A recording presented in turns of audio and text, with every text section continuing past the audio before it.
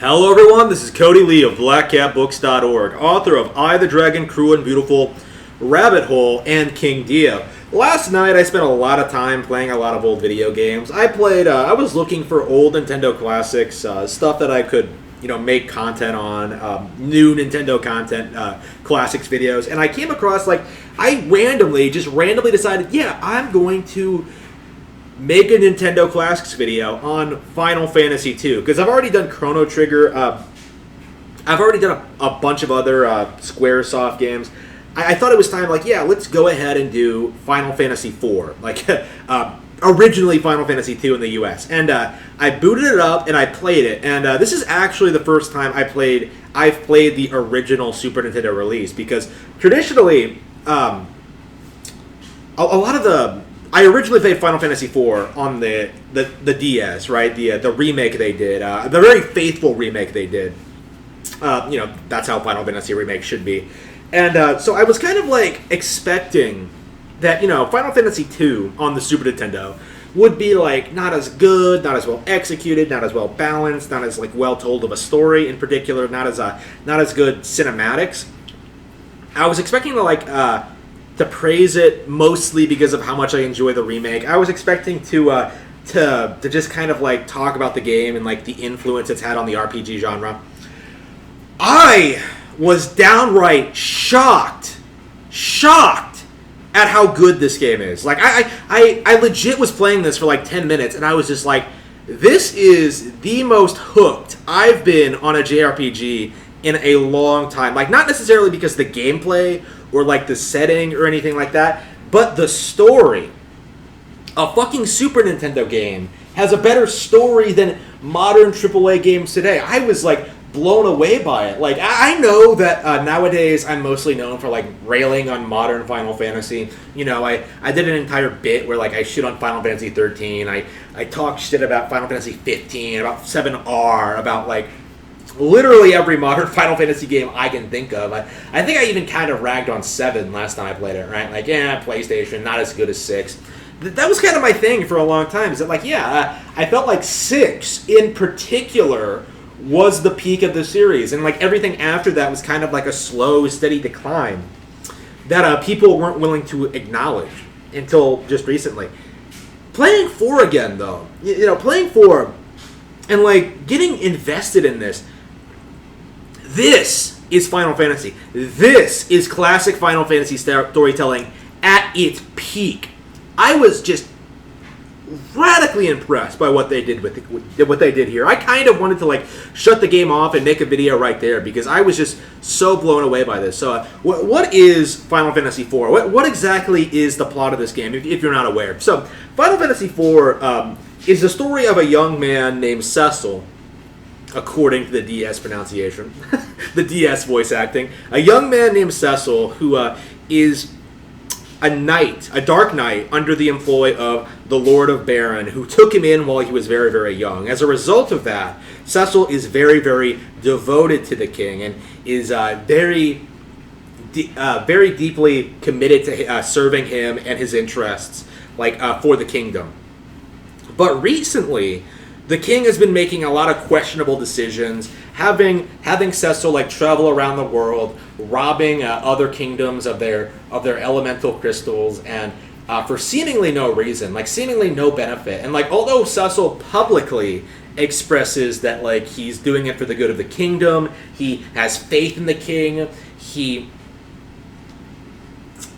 they're doing it for a good cause. Privately, he's deeply, deeply concerned that what he's doing is wrong, or rather reprehensible even. And you can see, even within the first 10 minutes, how they establish his character, his relationship to those around him, his personality, his characteristics, his personal struggles, all in the span of basically 10 minutes.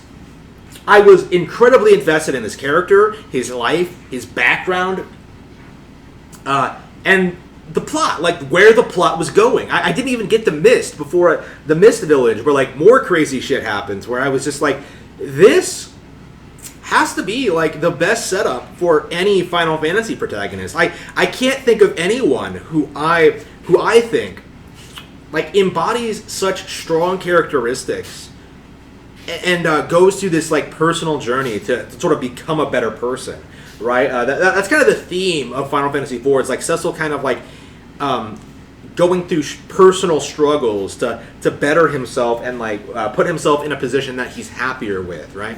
Like going against who he was, turning his back on who he was, and becoming like who he wants to be, and stuff like that. It is incredibly endearing stuff. And I would have said I liked the game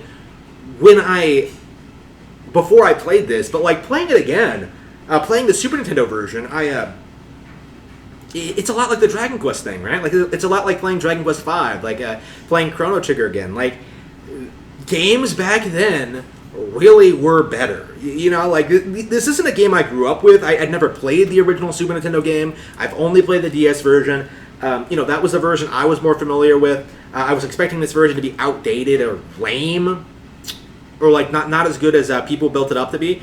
No, not at all. Not at all. And what's more, one of the things I noticed, because I think this is the thing I've been kind of thinking personally over the past couple of years, is that like I was thinking that like I actually preferred Dragon Quest over Final Fantasy, because I thought they were doing more things with like the central mechanics, like having more interesting storytelling elements, subverting the genre that they helped establish like several times over. Like, there was all these positive things about Dragon Quest. I was falling in love with the series so much so that I thought it was better than Final Fantasy. But going back to FF4, right? The first classic Final Fantasy I think I've played since I got into Dragon Quest and with Dragon Quest 7 in 2017 on the 3DS. Was it 2017 or 2016? 2017, I think. Yeah, 2016.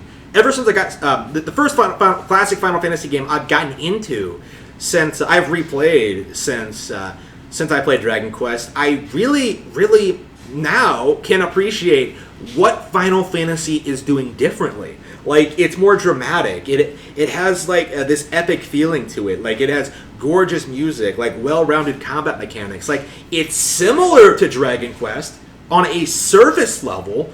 But like when you get behind the layers, when you look at like the job classes and like the storytelling, the emphasis on like emotional storytelling, like just the settings, the world building, like it's radically different than Dragon Quest. And I really can't emphasize enough. This should be the norm for like every genre. Like every genre should have like all these different franchises that are competing with one another with like their own specialties and strengths and focuses and like completely different gameplay. What we're getting today is basically like the same thing repackaged over and over and over and over and over and over and over again. So much that even people who like don't even really play video games are kind of like aware of this. Like, when are they going to make anything new, right? Like, it's remarkable going back to Final Fantasy IV on the Super Nintendo, Final Fantasy II on the Super Nintendo, and just seeing just for yourself just how much better games were back then. Like, I went ahead and played DuckTales after that. Better than most modern games. Never got into DuckTales either. Like, there are so many great classic games out there, so many great classic pieces of media. I have no idea why anyone would bother playing the new stuff. The stuff that nobody really likes, that people pretend to care about for political reasons or to promote their friends or what have you. New shit is bad. Like the classic stuff, the stuff that we still love and appreciate to this day, is the stuff that true connoisseurs of the media should be supporting. Like, go out and play Final Fantasy IV if you haven't already. Try out all these classic Super Nintendo games, and you will find a lot of hidden gems, things that you would never have even known you would really like.